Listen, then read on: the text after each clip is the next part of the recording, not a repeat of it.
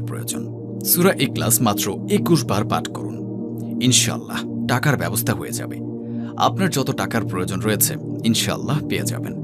শুধুমাত্র আপনাদের হঠাৎ টাকার প্রয়োজন হবে তখন, অর্থাৎ আপনি যখন বুঝতে পারবেন আপনার টাকার প্রয়োজন, সে সময় শুধুমাত্র আমি যেভাবে বলবো সেভাবে সূরা ইখলাস ২১ বার পাঠ করবেন এবং সম্পূর্ণ বিশ্বাসের সাথে আমলটি করবেন। আমি এতটুকু বলে দিচ্ছি, আপনাদের আমল করতে দেরি হবে, আপনাদের প্রয়োজন মতো টাকার ব্যবস্থা হতে দেরি হবে না। আপনারা যখন সূরা ইখলাস পাঠ করবেন তখন সেই সময় খুবই ছোট্ট একটি দোয়া রয়েছে, সেই দোয়াটি পড়তে হবে। অর্থাৎ আপনাদের শুধুমাত্র সূরা ইখলাস এবং এই আমলটির জন্য ছোট্ট একটি দোয়া পাঠ করতে হবে।